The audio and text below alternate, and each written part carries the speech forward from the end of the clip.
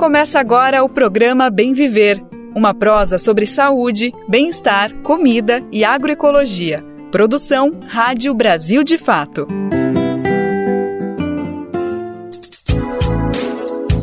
E hoje é terça-feira, dia 24 de outubro de 2023, é mais uma edição do Bem Ver entrando no ar, é mais uma edição do Bem Ver chegando. Eu sou o Lucas Weber e te convido para irmos juntos e juntas nessa nossa boa prosa, nessa próxima uma hora, trazendo as principais notícias do Brasil e do mundo, sempre com a perspectiva popular que o Brasil de fato proporciona pra gente. Bora lá então saber quais são os destaques do programa de hoje que tá só começando. Hoje é Dia Mundial de Combate à Poliomielite. A gente traz uma entrevista com Fernando Verani, da Fiocruz, sobre o assunto. Essa doença que causa paralisia já havia sido erradicada no Brasil, mas devido a fake news e com a queda na cobertura vacinal, autoridades passaram a monitorar por conta do risco do retorno da doença. A gente vai falar mais sobre saúde pública daqui a pouquinho. Outro tema para o programa de hoje, a agropecuária é o principal vetor de desmatamento no Brasil em quase 4 décadas. Os últimos 5 anos, o agro é responsável por boa parte da devastação ambiental na Amazônia e no Cerrado, e quem defende o meio ambiente fica em risco. O Brasil figura como o segundo país mais letal e perigoso para ambientalistas, isso no ano passado. Ainda no Bem Viver de hoje, já pensou se as crianças tivessem oportunidade de aprender a plantar o próprio alimento? Pois é, em um projeto em Olinda, em Pernambuco, essa infância em contato com a terra se tornou realidade. Meninos e meninas colaboram com uma horta comunitária com a produção de alimentos sem uso de agrotóxicos. E para fechar o programa de hoje, ainda tem a edição do nosso colunista Mozart Benedito, imperdível como sempre. Mas antes da gente falar sobre tudo isso, é sempre bom lembrar que o horário do nosso programa é de segunda a sexta-feira a partir das 11 horas da manhã pela rádio e também pelas principais plataformas de podcast no site do Brasil de Fato, na aba rádio por meio das rádios parceiras. O Bem Viver também é transmitido na Rádio Brasil Atual, 98,9 FM na Grande São Paulo e também pela internet na nossa rádio web no site radiobrasildefato.com.br. E também dá para ouvir no seu tempo, no seu jeito, na hora que você quiser. É só acessar o site do Brasil de Fato, ou buscar o programa nas principais plataformas de podcast e na rede de rádios parceiras que retransmitem o Bem Viver em todo o país. A lista de rádios está disponível lá no nosso site e aqui a gente aproveita para convidar todo mundo que quiser se somar com a gente nessa missão de colocar a voz do Bem Viver para repercutir pelo Brasil. Tá mais do que convidado, mais do que convidada. Vai em radiobrasildefato.com.br que tem um tutorial, o caminho. É só clicar em como ser uma rádio parceira que tá fácil. Brasil de Fato, 20 anos. Apoie e lute.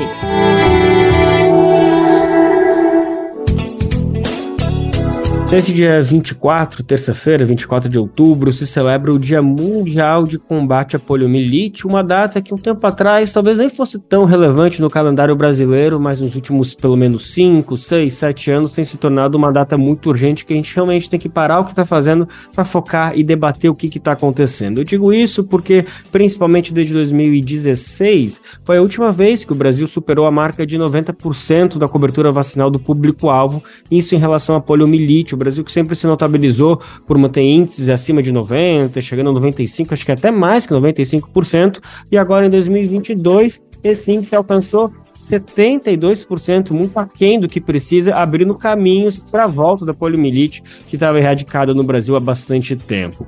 Bom, para entender então qual que é esse cenário e algumas mudanças que o governo federal já anunciou nesse início de mandato, nesse primeiro ano de mandato, eu estou na frente de um especialista que tem anos de pesquisa sobre esse assunto, que vai nos ajudar muito a entender qual que é essa situação hoje de 2023 e que mudanças são essas que já foram anunciadas. Eu estou falando do pesquisador titular do Departamento de Epidemiologia e Métodos Quantitativos em Saúde da NSP, que é a Escola Nacional de Saúde Pública Sérgio Arouca, isso da Fiocruz. Eu estou falando de Fernando Verani. Fernando Verani, muito obrigado pela sua disponibilidade. Antes aqui da conversa eu já estava agradecendo porque a gente sabe do teu histórico de atuação, principalmente em relação à poliomielite, mas toda a tua atuação em diferentes instituições e principalmente na Fiocruz, então vai ser muito importante te escutar sobre um assunto tão urgente. Obrigado mais uma vez, viu? Eu que agradeço, Lucas. É um enorme prazer. A gente pode começar justamente por essa questão de qual que é o cenário hoje. Como eu comentei, a gente vem passando por alguns anos preocupantes de redução no índice. Então, comenta para a gente o que a gente pode esperar desse 2023, que cenário a gente tem nesse momento. Então, as coberturas vacinais no Brasil têm declinado, não é? Você afirmou aí, né, Lucas? Você tem dados e temos dados que as coberturas vacinais, de modo geral, não só para poliomielite, para paralisia infantil, mas para todas as doenças, contra o sarampo, a vacina contra a Covid estacionou num patamar muito baixo. A sociedade precisa ser mais mobilizada. Isso é um aspecto.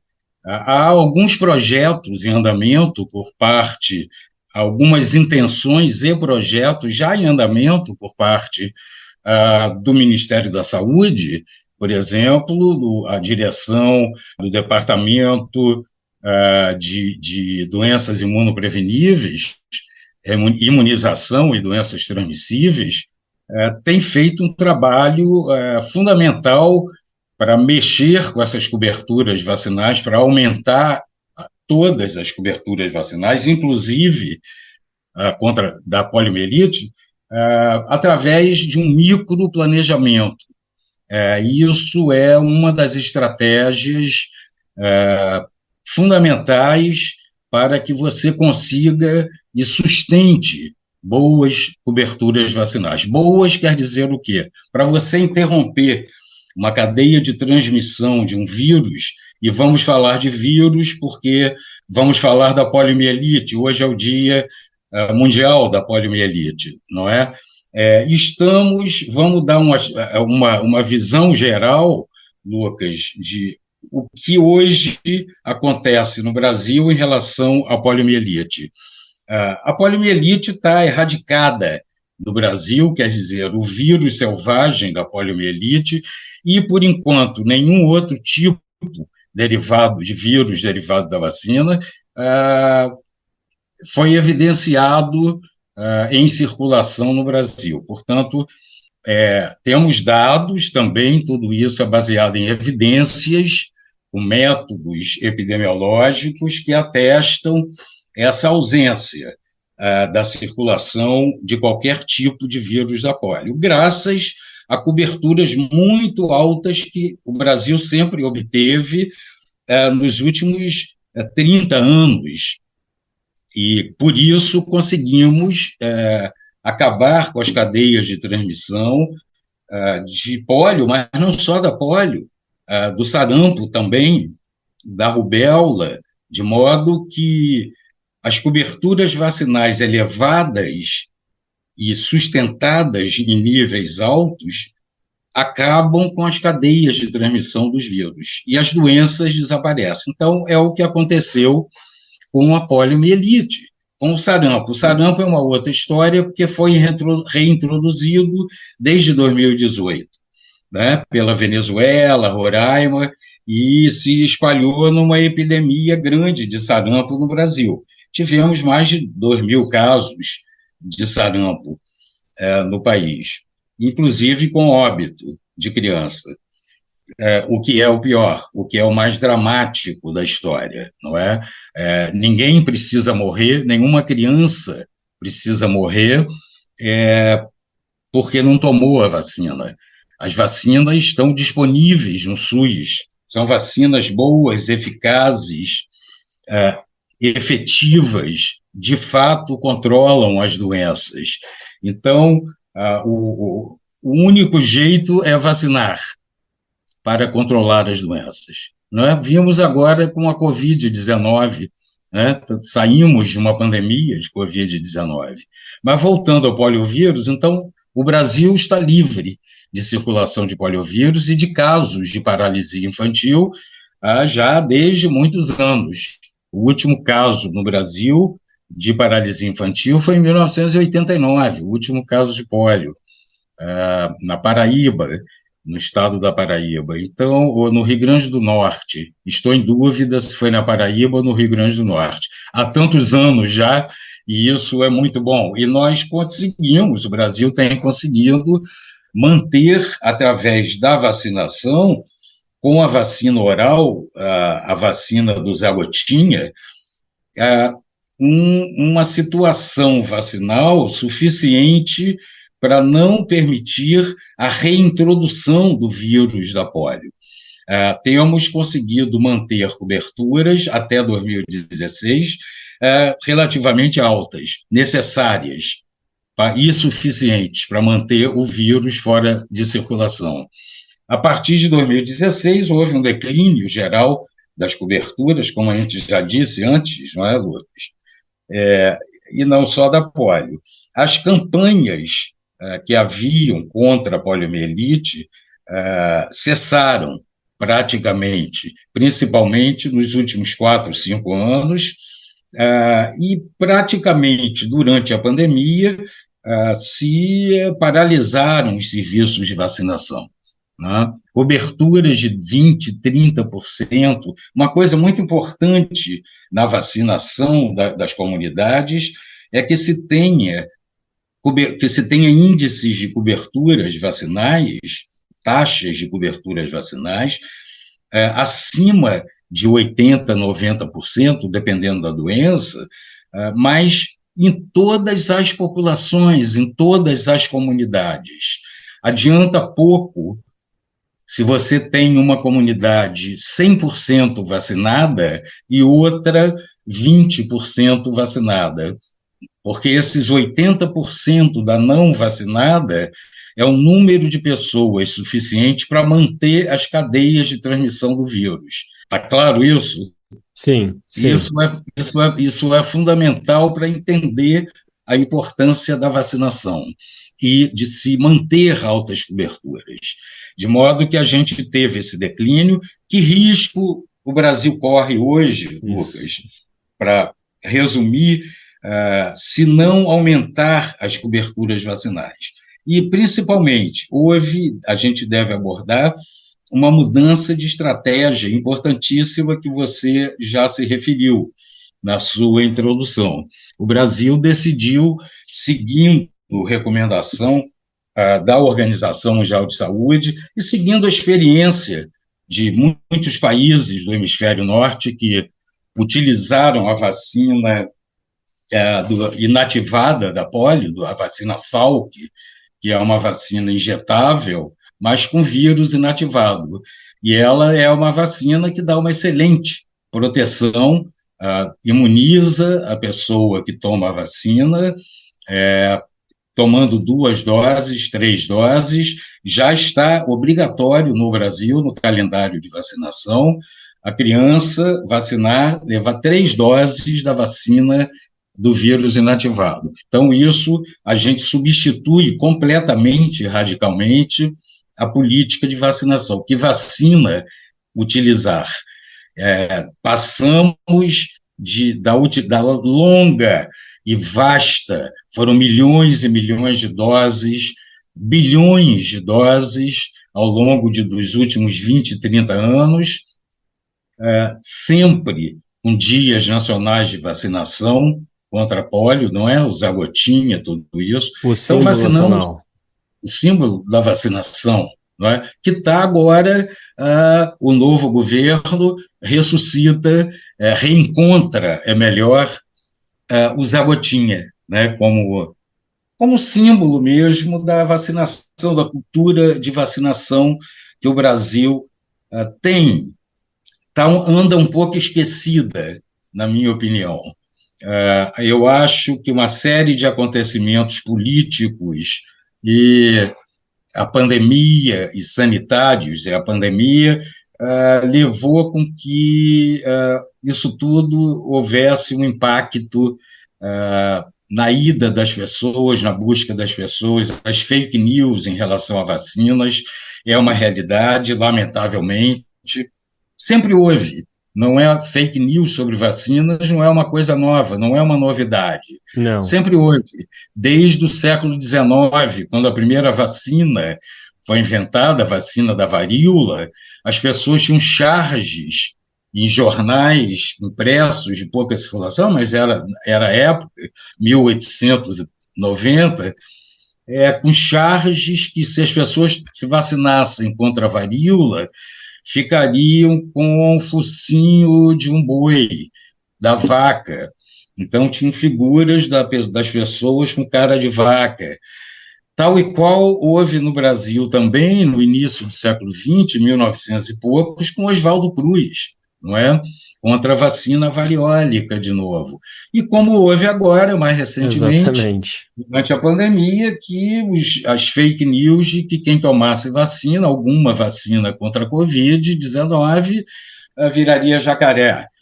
O pior de tudo é que essas notícias sempre existiram, mas o inédito dessa última do jacaré é que foram notícias que vinham do próprio governo, das próprias autoridades constituídas, do próprio Estado brasileiro, o que é gravíssimo, o que foi gravíssimo, porque é uma ação anti-vacina, anti-ciência, absurda, vindo de um chefe de Estado.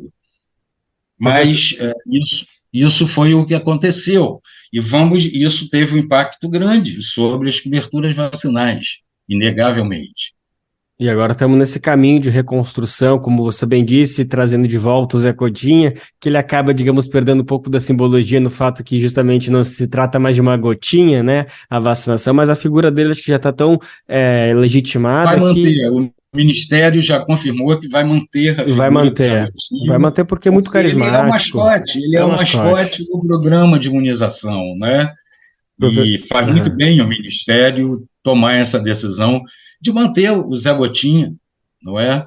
E professor, só para a gente realmente botar assim, ó, todos os pingos no i, não ficar nenhuma dúvida, já que a gente falou tanto de fake news, já que a gente está passando por um momento de tanta polarização, que tem gente que fica aí olhando, tudo que esse governo falar não vou querer saber, tudo que ele fala não quero saber, é só importante a gente realmente enfatizar que essa mudança do fim da gotinha e dessa nova aplicação dessa nova vacina é uma decisão 100% baseada na ciência, em estudos internacionais, não tem uma questão ali política de vamos pensar por que assim, por que dói menos, por que é mais vendável, não. Se trata de uma decisão meramente científica, quer dizer, exclusivamente científica, a gente não tem que contestar isso, é importante que a população entenda que não foi uma decisão que veio do nada, que tenta agradar X ou Y, é algo que na verdade vem para melhorar, para combater esses números que a gente tem passando. É por aí que a gente tem que entender, professor?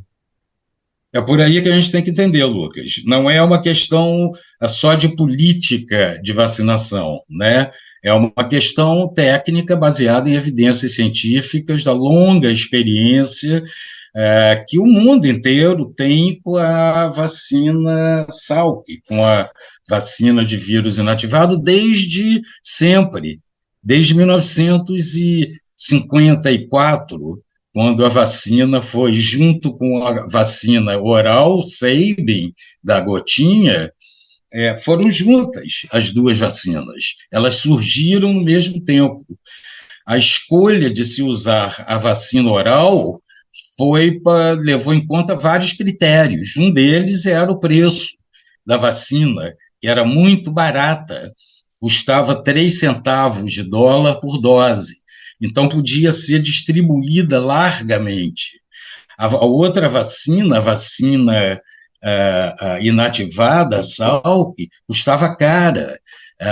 Por uma relação de 3 centavos para a vacina oral, a vacina Salk custaria 6 dólares uma dose. Então, tem essa questão do custo, mas, sobretudo, e é o mais importante, é que a vacina oral tem um efeito epidemiológico, um impacto epidemiológico muito maior. A única maneira de ter se acabado com as cadeias de transmissão do vírus da polio, nos 3 tipos de vírus da polio, no Brasil e no resto do mundo, exceto 2 países, hoje, só temos vírus da polio, vírus selvagens circulando em 2 países no mundo, que é o Paquistão e o Afeganistão.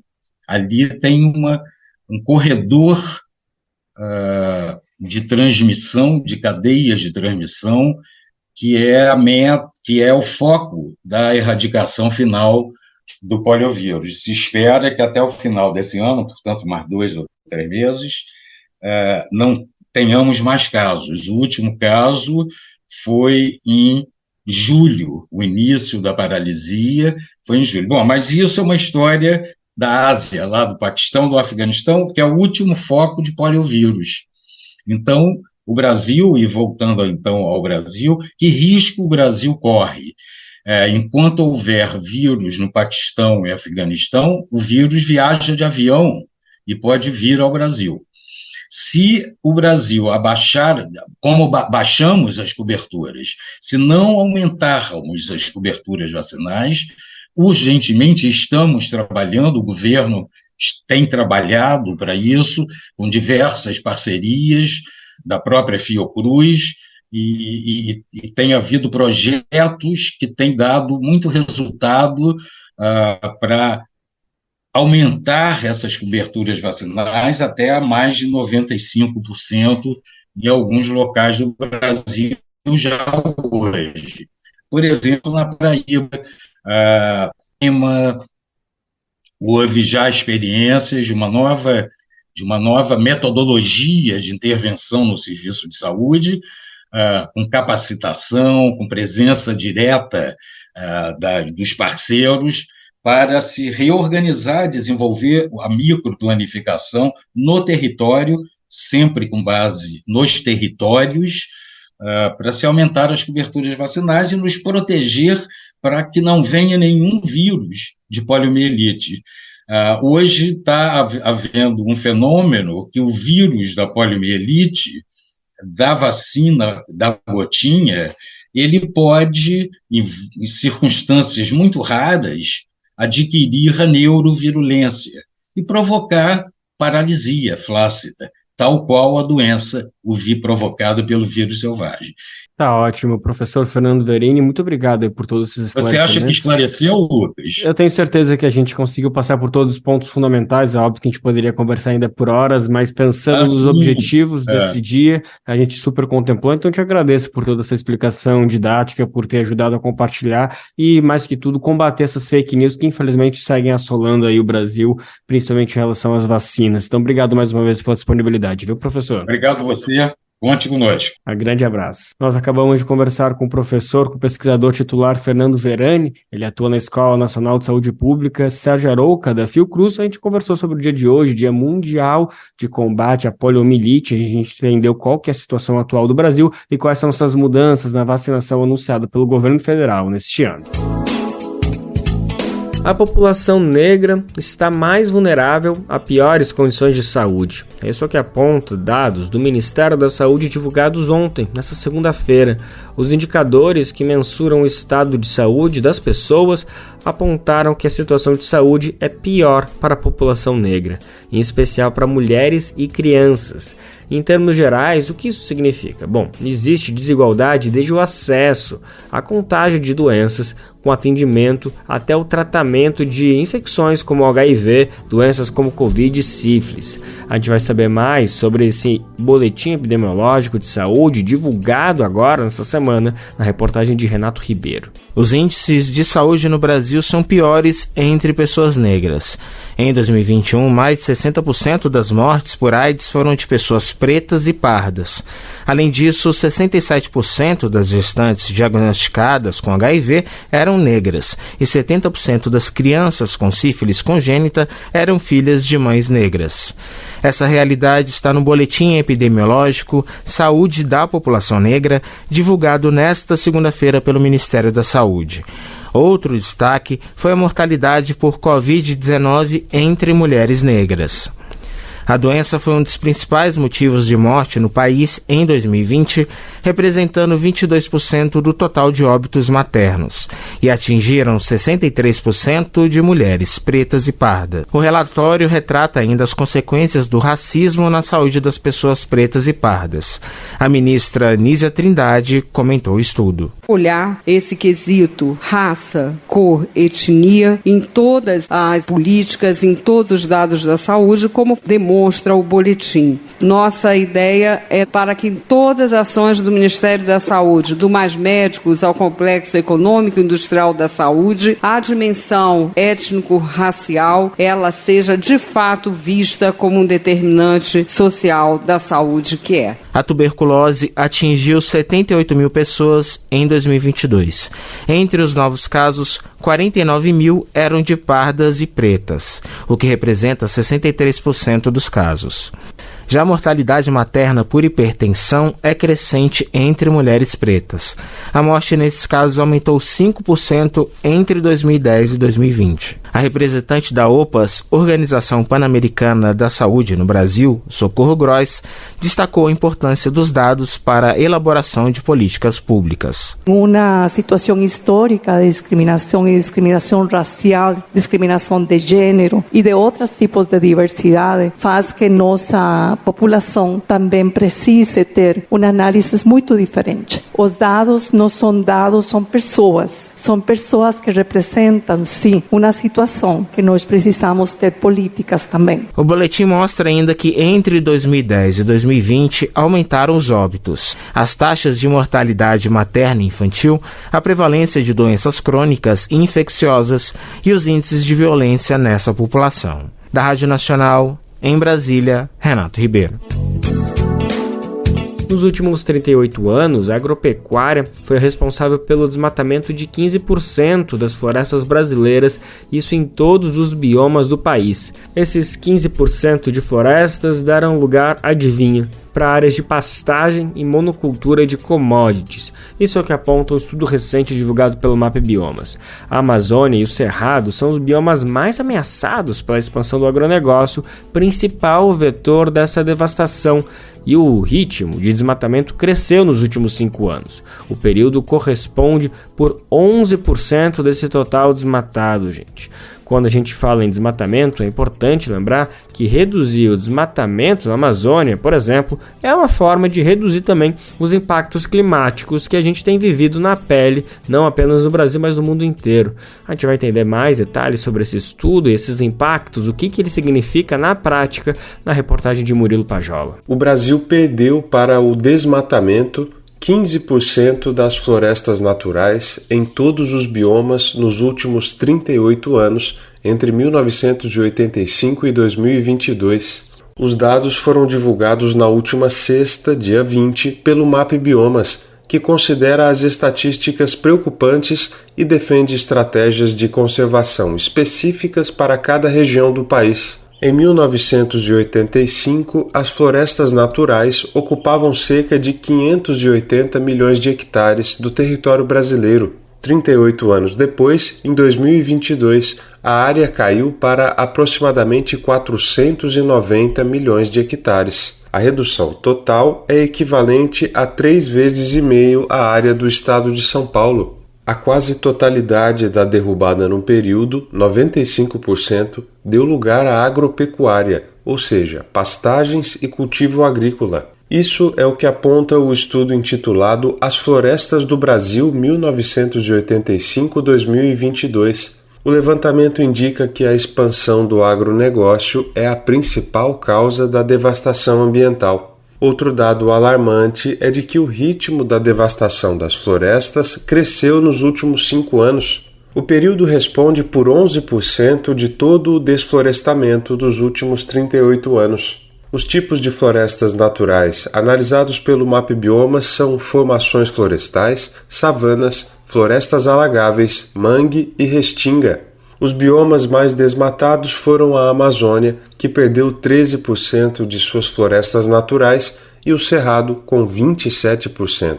Juntos, esses biomas responderam por mais de 80% do desmatamento de florestas naturais nos últimos 38 anos. Os 2 estados com maior perda de vegetação estão inseridos no chamado Arco do Desmatamento, onde a pecuária avança de forma mais rápida sobre a floresta amazônica. Um deles é Mato Grosso, com cerca de 31 milhões de hectares derrubados. Outro é o Pará, com aproximadamente 18 milhões. Rio de Janeiro e São Paulo foram os únicos a ganharem área de floresta. De Lábrea, no Amazonas, para a Rádio Brasil de Fato, Murilo Pajola. Já que falamos na importância de manter a floresta em pé para combater a crise climática, bom, a gente tem acompanhado a seca extrema que atinge o Amazonas. É esperado que de maio a outubro a região norte fique ainda mais seca. Mas nesse ano, essa estiagem se intensificou e foi mais grave que o normal. No trimestre entre julho e setembro, os índices de chuva já tinham ficado também abaixo da média histórica em praticamente toda a região. Diferentes fenômenos climáticos atingem o norte do país e levam à falta de chuva para a região. Existem outros fatores que também que aumentam e muito essa seca. Por exemplo, o avanço da degradação ambiental na Amazônia com o desmatamento e as queimadas. Vamos entender melhor essa tempestade perfeita, como os cientistas gostam de nomear, a reportagem da Rádio Agência Nacional. Os dias sem chuvas mais intensas na Amazônia estão trazendo consequências à biodiversidade, à qualidade do ar e ao modo de vida de quem vive na região. A professora da Universidade Federal Rural do Pará e doutora em ecologia, Vânia Neu, ressalta que fenômenos como El Niño, hoje o principal responsável pela falta de chuvas em parte da região norte, são registros naturais e já previstos pelos especialistas, mas destaca que eventos climáticos extremos estão acontecendo num intervalo cada vez menor. Então, vários estudos apontam que os fenômenos que se repetiam 1 a cada 20 anos, agora eles estão com uma frequência maior. Segundo a estimativa, se a gente continuar alterando o nosso ambiente sem ter nenhum cuidado, a frequência desses eventos pode chegar a ter a cada ano, a cada 2 anos, esses eventos eles podem estar se repetindo. A pesquisadora explica que a ação descontrolada de desmatamento e queimadas podem contribuir para essa maior frequência de chuvas ou secas extremas, o que dificulta a regeneração da floresta. Então, à medida que esse ambiente fica mais seco, o fogo ele volta com maior frequência. E aí vai chegar num momento que a gente não vai ter o retorno dessa floresta densa, mas sim vai começar a ter uma vegetação mais rala, tipo de savana, tipo de cerrados. Então, muitos estudos indicam que em 2080 a gente já vai ter esse cenário muito mais seco. Enquanto as ações humanas vão contribuindo para as mudanças climáticas e do meio ambiente, Vânia aponta que o modo de vida da população nestas regiões vai se tornando inviável. Traz outras consequências, como a fumaça traz problemas de tosse, de asma, conjuntivite, processos alérgicos.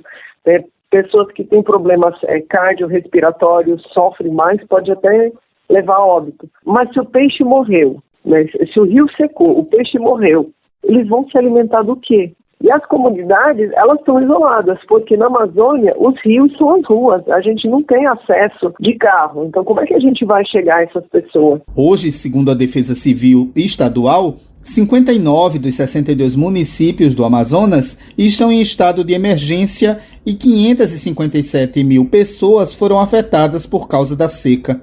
Com produção de Lucinéia Marques, da Rádio Nacional em São Luís, Madison Euler. Qual foi a última vez que você ajudou a salvar uma vida? Nájila Lima, do Hemocentro do Ceará, tem um recado para você. Todo dia é dia de doar sangue. E não espere você conhecer alguém para exercer esse gesto de solidariedade. Existem muitas Marias, José, que precisam de sangue. E a gente não precisa conhecer para ajudar a salvar, a reescrever a vida dessas pessoas. Tome uma atitude e salve vidas. Doe sangue. Uma parceria Rádio Senado.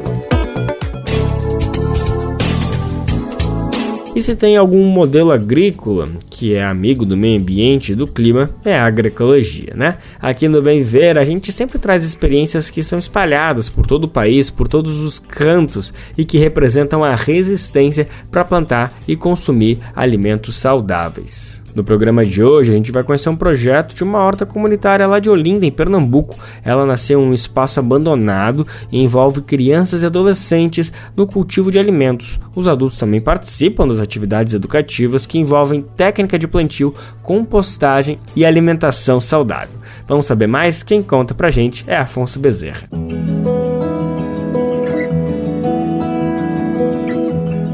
Momento agroecológico.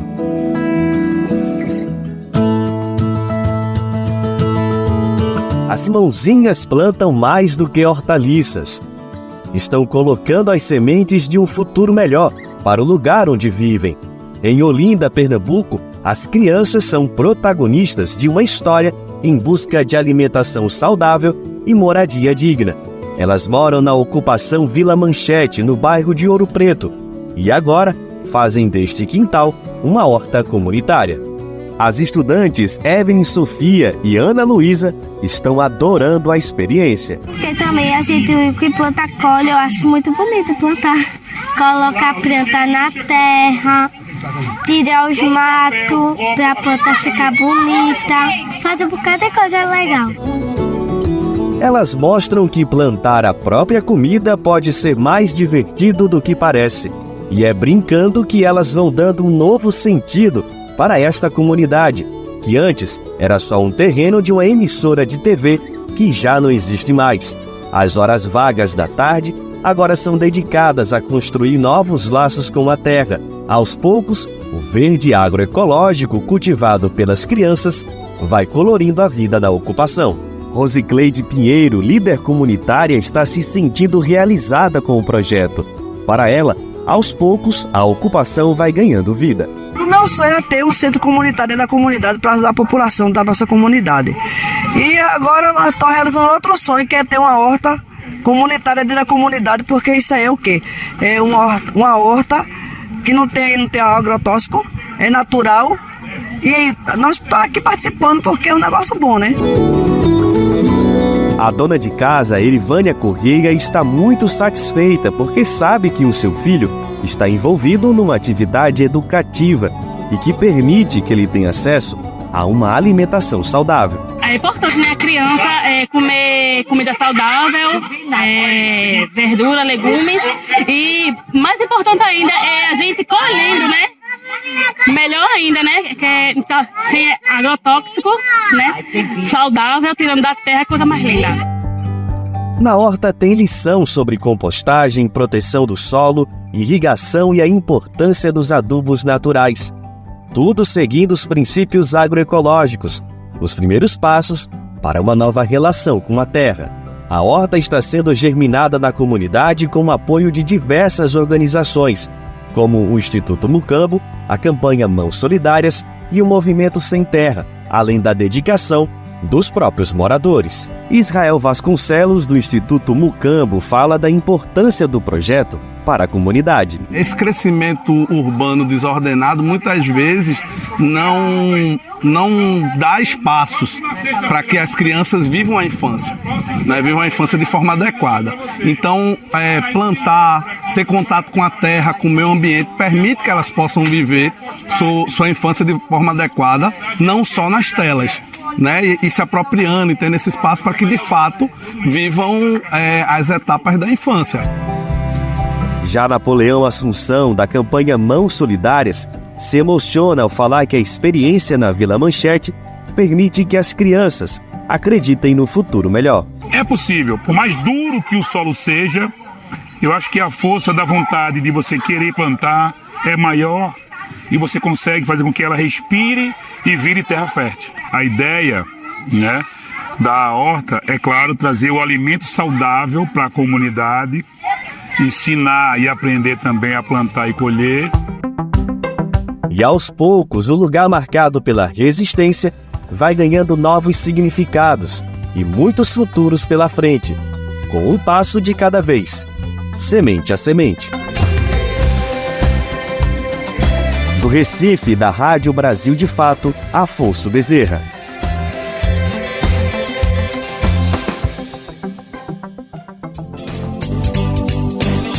Defender o meio ambiente no Brasil representa uma ameaça à vida. É quase tratado como um crime, segundo os dados que a gente vai trazer agora. O Brasil é o segundo país mais letal para ambientalistas do ano passado, perdendo só para a Colômbia. Isso é o que aponta um levantamento do Global Witness, ONG do Reino Unido. Um dos casos mais recentes, todo mundo acompanhou, foi foi o assassinato do jornalista britânico Don Phillips e do indigenista brasileiro Bruno Pereira, mortos em junho de 2022, no Vale do Javari, no Amazonas. O avanço da mineração em comunidades tradicionais se torna um desafio para o governo brasileiro para proteger as futuras gerações. Nos últimos 4 anos, o governo de Jair Bolsonaro desmontou agências de proteção ambiental e dos povos indígenas, além do próprio ex-presidente Jair Bolsonaro defender e incentivar a invasão e garimpo ilegal nas terras indígenas, ou seja, um processo de reconstrução e fortalecimento de políticas públicas que já vieram a dar muito certo no Brasil. A Rádio USP conversou com especialistas sobre os desafios da atuação desses ambientalistas e a gente confere agora na reportagem de Júlia Galvão. O Brasil é o segundo país do mundo que mais matou ambientalistas em 2022, ficando atrás apenas da Colômbia, de acordo com uma pesquisa realizada pela ONG Global Witness. O dado aponta um crescimento de 23,6% em relação ao ano de 2021. E ainda segundo o relatório, os povos indígenas se encontram no centro da violência nesses ambientes. Ana Maria de Oliveira Nosdeu, professora de Direito Ambiental da Faculdade de Direito da USP, explica alguns dos principais desafios encontrados por ambientalistas no Brasil hoje. Eu entendo que tem uma variação muito grande de quem são os ambientalistas de que está se falando. Os ambientalistas nos grandes centros urbanos, talvez eles não sofram dificuldades tão grandes, dependendo da estrutura onde eles trabalhem. Claro, tem ambientalistas hoje ligados a organizações do terceiro setor muito bem estruturadas, enquanto tem outros que são voluntários, né, não vivem desse trabalho. E, claro, quanto mais importantes os interesses que vão ser enfrentados, maior o nível de pressão com que eles vão conviver. Alejandro Jorge Dourado, pesquisador do Instituto de Estudos Avançados da USP, aponta também a ausência ao acesso de dados confiáveis, o volume de fake news e a constante violência associada aos temas ambientais, como alguns dos problemas enfrentados por esses indivíduos. Assim, Ana Maria destaca o fato de comunidades indígenas e quilombolas serem os principais grupos sociais afetados por esse tipo de violência. Infelizmente, os conflitos agrários em torno de terras indígenas hoje são muito graves. Existe um assédio de tentativa de grilagem de terras, ou mesmo a invasão de terras indígenas para extração de riquezas, um assédio das próprias populações para participarem também de atividades extrativistas nos seus territórios. Então, existe aí uma pressão muito grande sobre terras indígenas que resulta, evidentemente, numa pressão sobre os indígenas. E quando os indígenas vão defender seus interesses de preservação, de eventualmente não concordância com a realização dessas atividades, eles vão sofrer ameaças ou ataques.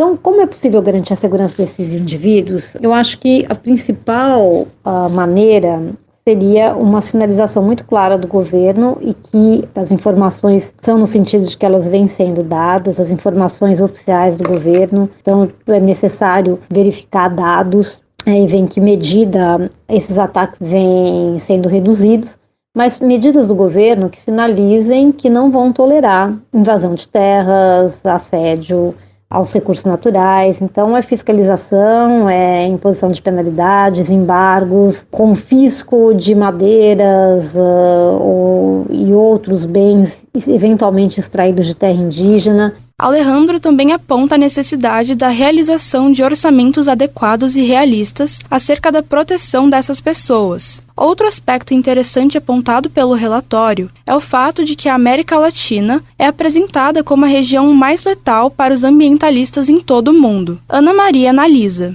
É uma região com muitas riquezas naturais, que inclui madeiras, porque aqui nós temos florestas tropicais, mas também muitos recursos minerais. Acho que a história toda de ocupação da América Latina está ligada a uma extração expoliatória desses recursos naturais, uma lógica que permanece. Não é mais uma lógica colônia-metrópole exatamente, existe essa lógica de áreas de fronteiras, onde se pode ganhar muito dinheiro, né? Um pouco a ideia que movimenta o impulso do garimpo, mas mesmo de grandes empresas que se instalam nessas regiões. E, por outro lado, ainda subsistem nesses países grupos significativos de populações indígenas tradicionais que ocupam essas áreas. Então, me parece que é esse conflito básico, muito típico da América Latina, que leva a essa situação. Eu conversei com Ana Maria de Oliveira Nusdeu, professora de Direito Ambiental da Faculdade de Direito da USP, e com Alejandro Jorge Dourado,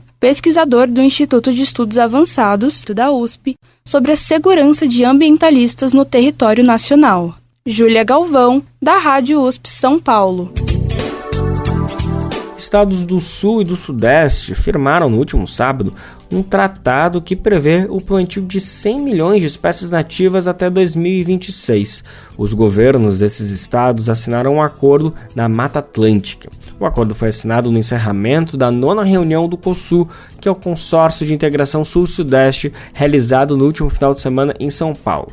É muito importante esse tratado, mas é preciso ficar de olho se ele realmente vai ser implementado. Afinal, uma das propagandas, digamos assim, do momento é a sustentabilidade, né? Pega super bem um político que seja engajado com o tema, já que a gente vem discutindo muito esse assunto. Cabe a nós ficarmos de olho se essa onda verde que os governadores querem surfar é de verdade ou se na realidade, é só um discurso para boi dormir, né? Para gado dormir. Tarcísio de Freitas, governador de São Paulo, abraçou temas que eram demonizados pelo Bolsonaro, né? Como essa questão da sustentabilidade. Mas olha só, ele quer entregar 4 parques para iniciativa privada e o vizinho dele, Romeu Zema, que é governador de Minas Gerais, quer entregar a Serra do Curral, tudo isso para mineração.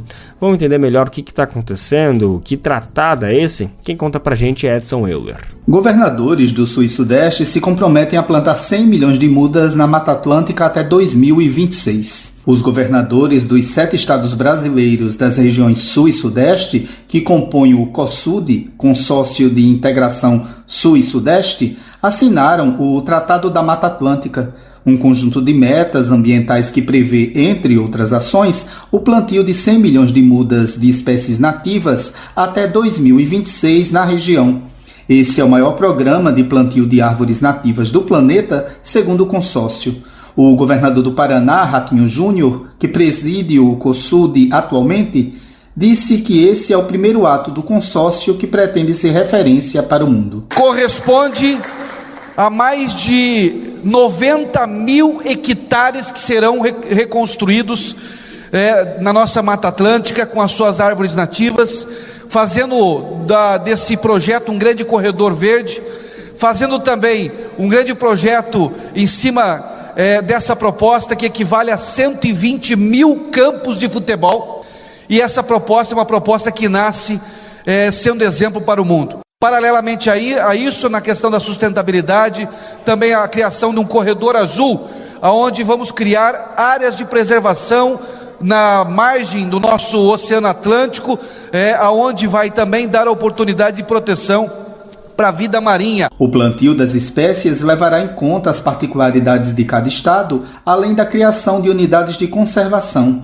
e ampliação de programas de recuperação de nascentes e de regularização ambiental. O acordo prevê ainda um plano integrado para o enfrentamento de eventos extremos como chuvas e estiagens e a intensificação da fiscalização ambiental e de combate ao desmatamento ilegal. Durante a reunião, ficou definida também uma atuação conjunta entre os 7 estados no combate ao crime organizado, como destacou o governador paranaense. Nós estamos falando de um consórcio através do COSUD, de integração dos nossos secretários de segurança pública, com os nossos comandantes, com os nossos diretores das polícias civis, penal e tantas outras forças de segurança, como polícia científica, e esse consórcio de integração de segurança pública, que será formado aí, juntando todos os estados, mais de 300 mil homens. O Consórcio de Integração Sul e Sudeste foi criado em março de 2019, mas formalizado apenas este ano, quando foi aprovado e transformado em lei pelas Assembleias Legislativas dos estados participantes. Apenas o Rio de Janeiro ainda não votou pela aprovação. A reunião encerrada este fim de semana em São Paulo foi a 9ª do COSUD e a primeira com propostas. O próximo encontro está previsto para acontecer de 29 de fevereiro a 2 de março de 2024, no Rio Grande do Sul. Com informações da Agência Brasil, da Rádio Nacional em São Luís, Madison Euler. Falando no governador de São Paulo, Tarcísio de Freitas, a Polícia Federal investiga se ele praticou crime eleitoral. A PF vai apurar se na campanha de Tarcísio foi forjado um suposto atentado para favorecê-lo nas eleições do ano passado. Para lembrar o que aconteceu, se tratou de um tiroteio que ocorreu no dia 17 de outubro em Paraisópolis e foi registrado a 100 metros de uma agenda de campanha do então candidato ao governo paulista. Na época, os bolsonaristas ressaltaram nas redes sociais que poderia ser um possível atentado político contra Tarcísio. Vamos entender melhor o que foi aquilo e o que está se descobrindo agora com as apurações? Quem conta pra gente é Carolina Oliveira. A Polícia Federal investiga se a campanha do governador de São Paulo, Tarcísio de Freitas, forjou um atentado para tirar proveito eleitoral. A investigação sobre o suposto crime eleitoral apura se a equipe de Tarcísio foi responsável pela versão falsa de que o então candidato foi vítima de um atentado. A informação inverídica foi dada durante uma agenda de campanha em Paraisópolis, na zona sul de São Paulo, em 17 de outubro. De acordo com a apuração do jornal O Estado de São Paulo, na portaria que originou o inquérito, o delegado Eduardo Hiroshi Yamanaka apontou para possíveis violações, incluindo a do Código Eleitoral. O inquérito também se baseou nas entrevistas em que o ex-cinegrafista da emissora Jovem Pan, Marcos Vinícius Andrade, falou sobre ter sido pressionado por assessores de Tarcísio para deletar as imagens do suposto atentado. Em um áudio divulgado pelo jornal Folha de São Paulo, um integrante da campanha diz ao cinegrafista que ele tem que apagar algo e que não pode divulgar. No diálogo gravado, é possível ouvir Andrade dizendo que já havia sido encaminhado, ou seja, as imagens já tinham sido enviadas à redação da emissora, que foi a primeira a noticiar o episódio. Também pesa no processo a alteração da cena que foi feita pela Polícia Militar de São Paulo. O Brasil de Fato teve acesso ao boletim de ocorrência lavrado pela Polícia Civil após o episódio, que mostra que a cena foi alterada.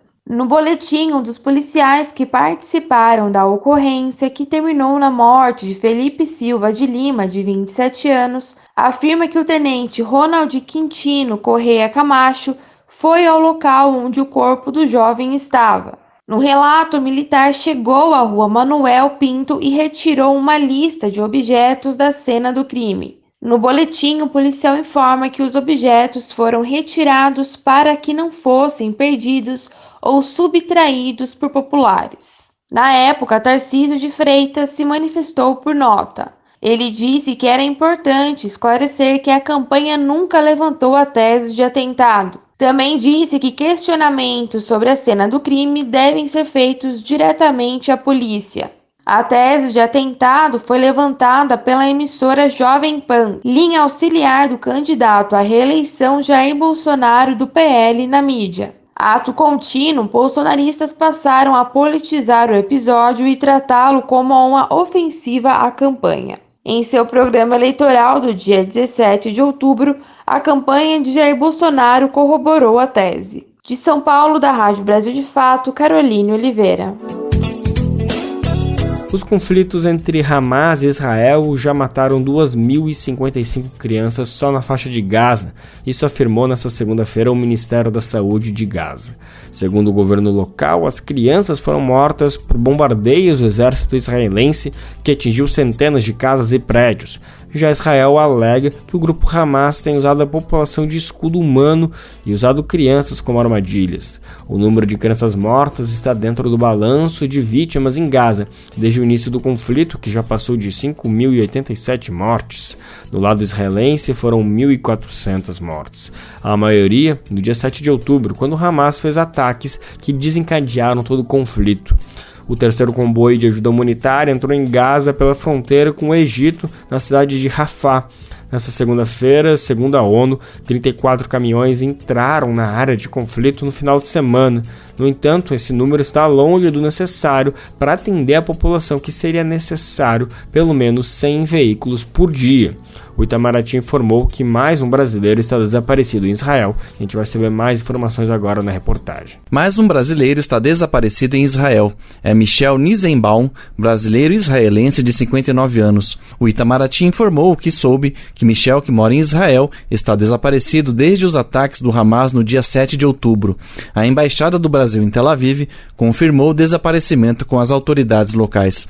Segundo o balanço do Ministério das Relações Exteriores, 3 brasileiros morreram em Israel: Hanani Glaser, Bruna Valenu e Carl Stelzer, e 3 israelenses com ascendência brasileira. A situação no sul da faixa de Gaza tem sido relatada pelo brasileiro Hassan Rabi, que está na cidade de Khan Yunis, esperando para voltar ao Brasil. Tá, esse momento a gente não tem notícia quando vai sair daqui e retornamos para Brasil. Tá um momento terrível. Noite passada teve muito bombardeio. A gente ficou rezando junto, eu e a minha esposa, a minha família, ficamos na sala para tentar proteger o máximo possível. Nem conseguimos dormir nem um segundo, as crianças chorando, bombardeio direto, caindo tudo canto, direto. Uma noite bem terrível. A gente nem imaginava que a gente vai sair dessa noite. A operação para a retirada de cerca de 30 brasileiros que estão em Khan Yunis e Rafah, no sul da faixa de Gaza, continua em espera pela liberação para entrar no Egito. Nota do Itamaraty informa que o governo está em contato permanente com esses brasileiros e que tem veículos de prontidão para levá-los. Uma aeronave da Presidência da República já está no Cairo, esperando para trazê-los. Da Rádio Nacional em Brasília, Gabriel Brum. E agora sim, para encerrar o programa de hoje, chegou aquele momento da nossa prosa com um colunista do Brasil de Fato, Moser Benedito. Você lembra que antigamente era muito frequente as cidades receberem a visita de circos com bichos em seus espetáculos? Pois é. Hoje a maioria não utiliza mais animais nas apresentações devido às denúncias de maus tratos e condições precárias para abrigar justamente esses bichinhos. Hoje nós vamos lá para a cidade de Guaxupé, conhecida pela grande produção de café, conhecer a história de um circo que chegou na cidade mineira e causou muito tumulto. Conta pra gente, vai, Moza. Colunistas Brasil de Fato com Moza Benedito, escritor, geógrafo e contador de causos. A chegada do primeiro circo de bichos em Guaxupé, há muitos anos, mexeu com o sudoeste de Minas. Muita gente da região ia lá para ver leões e outros bichos só vistos antes em filmes do Tarzan. Ali perto, numa cidadezinha de menos de 1000 habitantes, morava o senhor Eleutério, que tinha uma venda e comprava e vendia qualquer coisa que pudesse dar algum lucro. Ele ouvia os relatos de quem ia ver o circo de bichos, babava de vontade de ir também. Mas ir lá custava dinheiro, e ele era bem pão duro. Os olhos do Eleutério brilhavam quando ouvia alguém falar daqueles bichos. Mais brilho do que aquele nos seus olhos, só quando apareceu a oportunidade de ganhar uma boa grana. Um dia o Davi, um gozador, estava em Guaxupé, fez uma ligação para o telefone público, que era o único que existia naquela cidadezinha, e pediu para chamar o Eleutério, que foi correndo atender. Seu Eleutério, disse ele, aqui é o dono do circo de bichos de Guaxupé. Estou pensando em ir aí para sua terra, mas tem um problema.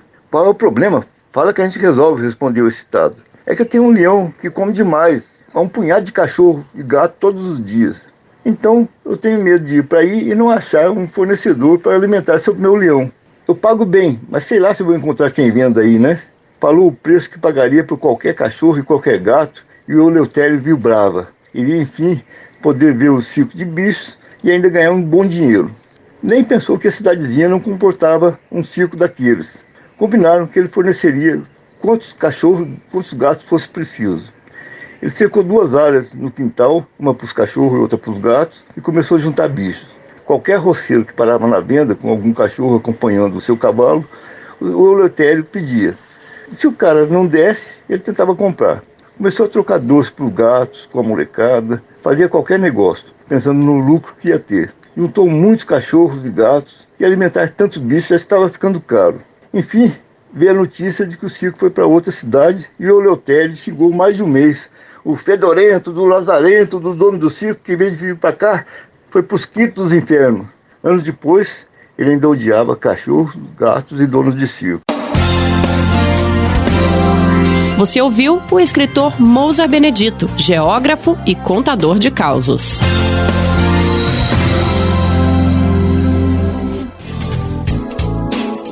E assim mais uma edição do Bem Viver chega ao final, te agradecendo pela sua companhia. O Bem Viver está de volta amanhã a partir das 11 horas da manhã, lembrando que você pode nos conferir na Rádio Brasil Atual 98,9 FM na Grande São Paulo ou no site radiobrasildefato.com.br. O programa vai ao ar em diversas rádios pelo país e ele se completa de emissoras que retransmitem Bem Viver, você encontra no nosso site, na matéria de divulgação diária do programa. Aqui a gente aproveita para agradecer esses veículos por estarem com a gente.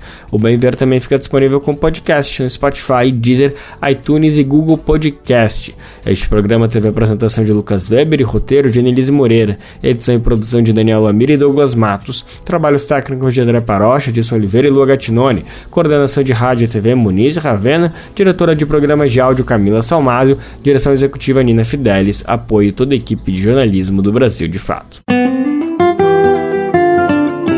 Você ouviu o programa Bem Viver, uma prosa sobre saúde, bem-estar, comida e agroecologia. Produção Rádio Brasil de Fato.